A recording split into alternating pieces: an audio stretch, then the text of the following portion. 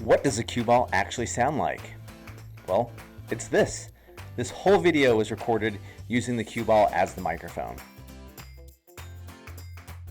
Every Qball system comes with a receiver, which is what's going to connect into your sound system. A microphone, which is placed inside the ball, is a little locking mechanism, but it simply drops down into place and locks in and the cover goes on. Alternatively, you can actually take that mic out and use it as a presenter mic like I'm doing. So what does a Qball feel like? It's made of a nice squishy foam that's both soft and durable.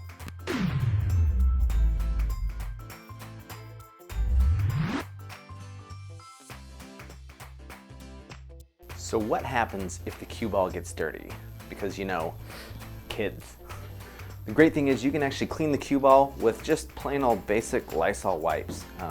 The great thing with this is it'll actually disinfect it, get rid of any of those germs that might be carried by those kids when it's getting passed around, and it's not going to cause any damage to the foam, so you can literally do this every single day. The Qball system will work with any powered speaker.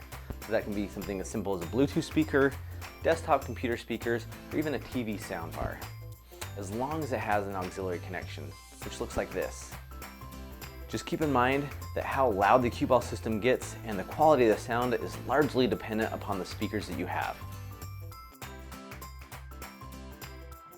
All right, this time we've got a 2-for-1. We get asked a lot, how far does this thing go? Which is actually up to 75 feet, and how durable is it? Now to show you, I've got a couple helpers here. You ready to give it a shot? Here we go. Hi, my name is Viker and I like sports. My name is Kennedy and I love animal preservation. What happens when the Qball gets dropped? Nothing. In fact, there's actually sensors built in so it knows when it's being thrown or when it gets dropped, and it mutes itself automatically. That way you don't get any big loud thumps or bumps over your speakers when this happens. Now as soon as the ball stops moving, that mic turns itself right back on. Now the Qball microphone is equipped with a battery that's good for up to 10 hours of talk time on a single charge. It's also got a great feature where if the Qball doesn't move for 15 minutes, it goes to sleep in order to save your battery. To wake it up, simply give it a shake. After 2 hours of sitting there, we assume you're done with it and it turns itself off automatically. That way you don't come back the next day with a dead microphone. So what if you want to use your Qball system with the speakers that are already connected to your computer? It's really easy.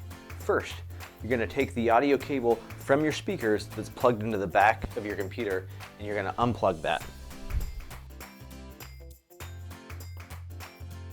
And you're going to plug it into the out on the back of our receiver.